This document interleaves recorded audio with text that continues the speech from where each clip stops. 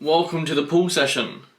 I said I was going to do this in the last vlog, but basically we're just going to be doing a voiceover of this session here, and obviously give you an update on a few things regarding the massing phase, and also give a little update on the shoulder. Now, number one consideration, or number one movement, is going to be this dumbbell kind of retraction row. This is going to be working like the whole back. If you actually look at the back musculature, this will attack everything from the erectors, kind of all the way up to the trap. So it's a very kind of versatile movement. Now, normally I load this in the kind of mid 40s, but due to my shoulder issue, I couldn't do so. So again, this is just kind of a navigation you will need in terms of if you have a niggle, then obviously just listen to yourself. I was meant to be doing 3 sets of that. We only did 2 sets. So that was the first movement of the day. We then went on to a kind of it's a lat pull down. But essentially with this variation, we are going to be using a prime handle. We're also going to be using kind of D handles. And we're going to be slightly internally rotating, just making sure that my arm is consistently in front of my lat. We're going to be slightly moving the torso away, which should be lining up very nicely with the kind of lat fibers. I like wide grip pull downs. They're cool, but I think if we can keep the elbows in front of us at all times, I think we're going to be taxing the lat a little bit more efficiently. Plus, you'll see in a minute that I actually do work the lat in its full range and its lengthening range. It probably makes sense for me next mesocycle to actually swap these movements around, just from the simple fact that I can fully lengthen the lat, and then I can fully shorten the lat. I do like loading that variation, the one where you're kind of in front with the prime handles. I do like loading that variation quite heavy, so we're just gonna have a little play around with that. But this is kind of the general setup of my pull movement. So we went 2 sets of the scap row. We did 2 sets of the pull down variation. This is going to be a lat focused pull day, as you can obviously probably tell. Again, it's a very weak area of mine. So yeah, but this is a kind of a low lat pull down. Again, it's going to be working, it's really going to work the lat in its full range, but especially kind of the low fibers of your lat. But training's going very, very well. I'm pretty much progressing every single week. I'm probably going to take a deload next week, and that's not from the standpoint of lifts like kind of regressing or anything. That's just from the standpoint of my shoulder. I just have to kind of get in and out of the pit stop and then go again. But yeah, like weight in the gym and kind of progressing wise is phenomenal, and I'm very happy with the look at the minute. I'm sitting at around like 81 to 82 kilos, so yeah, very happy with the look. I think at about 83, 84, 85, I'm probably going to have more of a conscious look at that, and maybe potentially have like a little cleanup phase in maybe like late December to January. We'll kind of assess it, but if kind of training is going like it is, then there's kind of no point for that.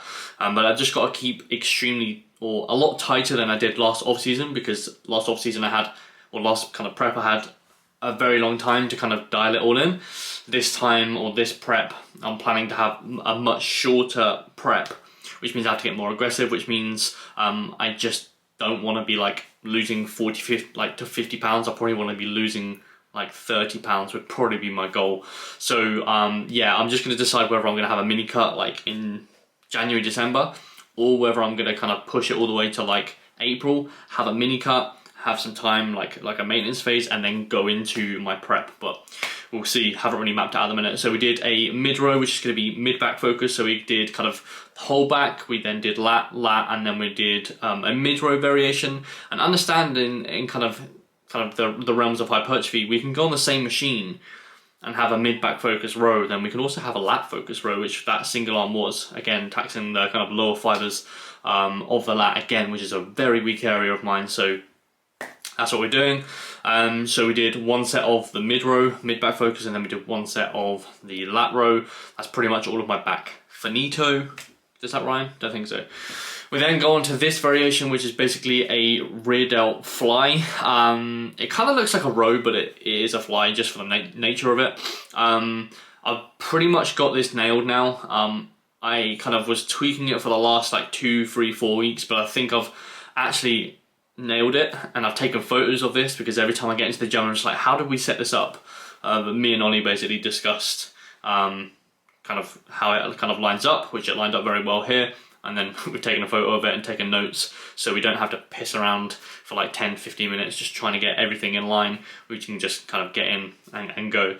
But a very cool variation. So we're having our cuffs just above the elbow, and we're, instead of focusing on like a face pull where you're kind of just like you're kind of going into this front double bicep position, we're kind of coming to this arced down position, which actually aligns extremely well with the rear delt fibers. So it's essentially just coming down and kind of, the thing is with the cuffs is that you're very hyper aware that there's something on your elbow, so you don't like actively try and kind of pull with your hands. You're actually actively trying to drag down with your elbow, which is fantastic. So if you have kind of crappy rear delts, I strongly recommend this variation.